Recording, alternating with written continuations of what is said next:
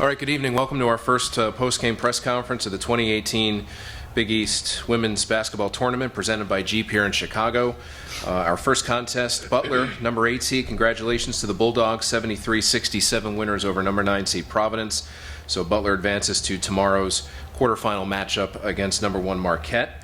Just a couple notes about the game. That's the first Big East Tournament overtime game since the 2014 semifinals.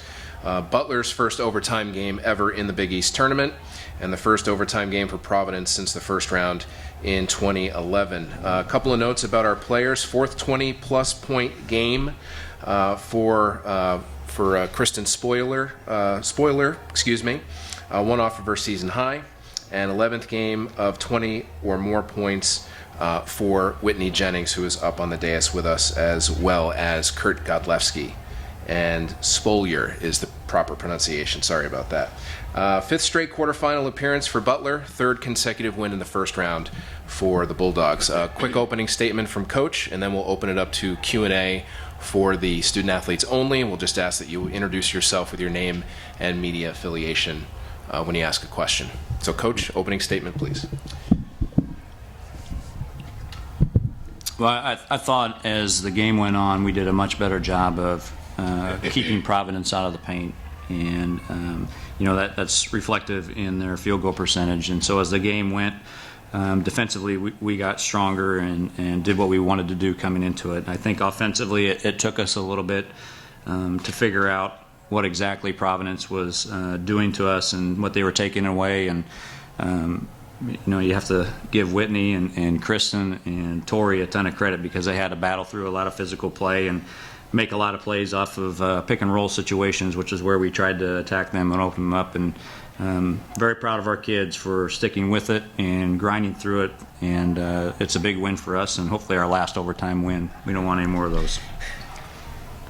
Questions for the athletes? Just raise your hand. Matt Schumacher. Big East Digital Network. This could be for either of you guys, but at one point in the second half, with like 6 minutes to go, you're trailing by 6. And Coach calls a timeout, and then you go on a mini run. What was the message in the timeout? What sort of, in your mind, flipped the script for you guys? Because then after that, you really controlled at the end of the fourth quarter. We'll ask both of them to answer that. We'll start with Kristen. I think for us was just to execute our plays and stay in our tempo. We didn't want to get too sped up by them. And so we did exactly that. We got into the hands of the people who wanted to shoot, and we executed our offense. Whitney? Yeah, kind of going off what Kristen said. I mean, at the end of the third quarter, heading into the fourth, we talked about how the first 3 or 4 minutes of the fourth quarter were important. I think we were down 5 going into the fourth. So, and we knew for us that it all started on the defensive end to get stops and be able to push in transition. And again, like she said, get it into the people's hands that we wanted the shots. Right here in the second row. Thanks to Butler, Big East Digital Network. Kristen, I have a question for you. Just like you're a younger player and you came in here and really dominated the game. So what was that like for you as a younger player? Was there pressure for you, and how did you kind of stay focused and really get it done for your team? Yeah, I don't think there was ever any pressure. I think I just expect that out of myself. I don't think of myself as like a younger class. But no, I think that's just what my team expects out of me on every night, and so I want to give it my all and do exactly what I need for us to win. Right here in the front row. Charlie Goldsmith, her hoop stats. Whitney, this team necessarily doesn't rank one of the higher teams in the country with assists.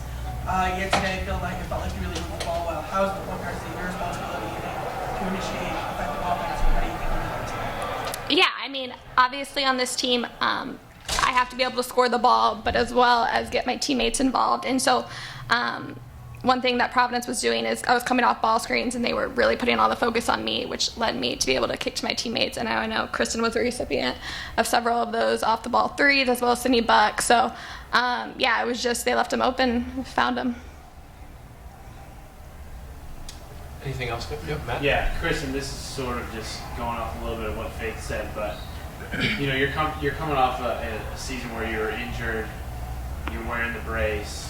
Early in the season, at least in some of the games that I covered, it didn't look like necessarily you were totally always acclimated with the offense. But now, as the season has gone along, this being your fourth 20-plus point game, just talk a little bit about sort of your evolution this year on the offensive side. I mean, you took 21 shots today, which I have never seen you take that many shots before. It was nice to see. Thank you.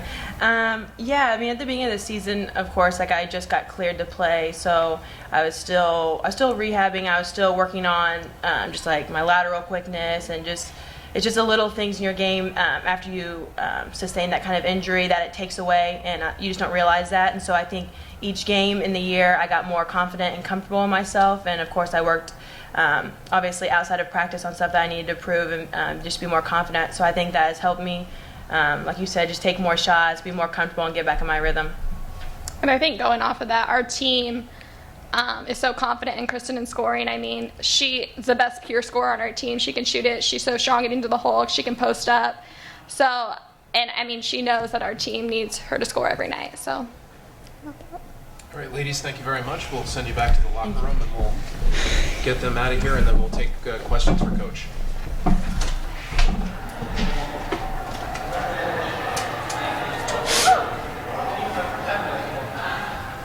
right, once again, raise your hand if you have a question for Coach.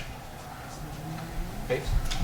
So this obviously was a really good one for you guys, but moving on to tomorrow, you guys are playing the #1 seed in this tournament. How are you guys going to prepare for that, especially given the tight turnaround? You know, that makes it the tough part, is having that short turnaround. One of the things that we've been fortunate is to experience that in the non-conference, playing down in that Florida tournament, having those short turnarounds where you don't necessarily get to get on the floor and walk through. And we did a really nice job of that.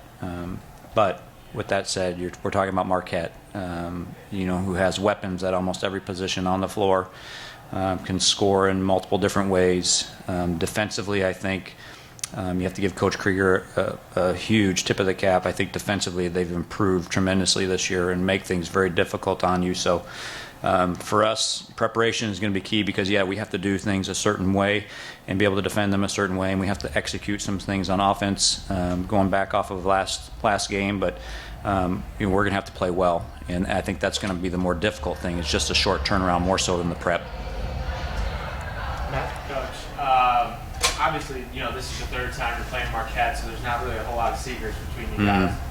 But the first time you played them on the road, probably could have come away with a win in that game. It comes down to a buzzer beater with 0.8 seconds left. What did you feel like you guys did well, and how do you replicate that tomorrow? Well, the big difference was the second half.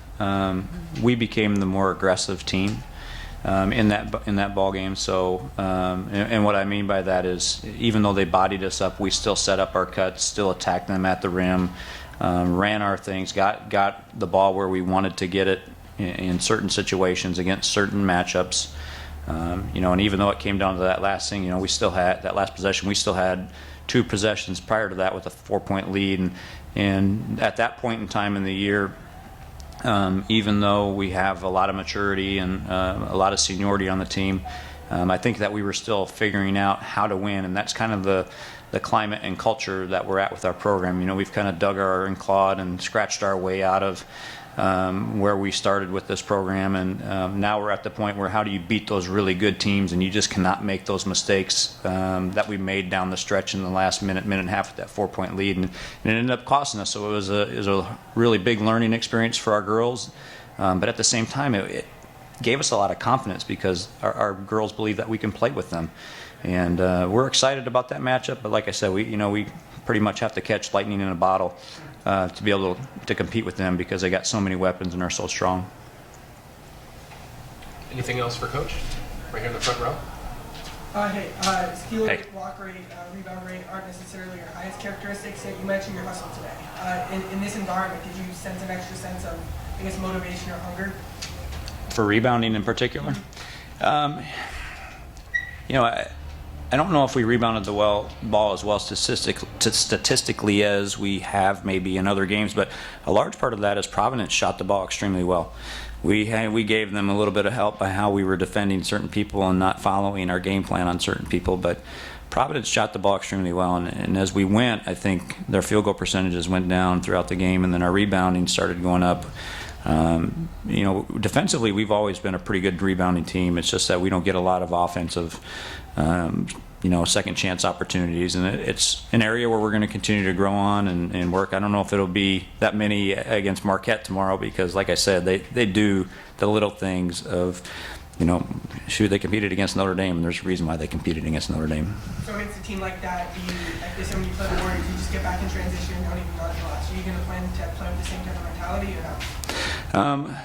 We're going to come into this game where we're going to try to make them shoot the ball from certain spots on the floor that we think give us the best chance to get those stops. And it's one of the things that we've been preaching to our young ladies all year is, they want to transition, they want to run and play fast. And yeah, it's a great way to play, but if you're grabbing the ball at a net at a time, you're not transitioning against anybody and not getting opportunities that you think you're getting. So defense is going to be a huge thing for us tomorrow if we can get them in certain spots on the floor where we think we can be successful.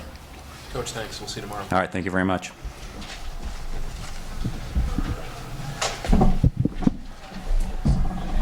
Thank you very much.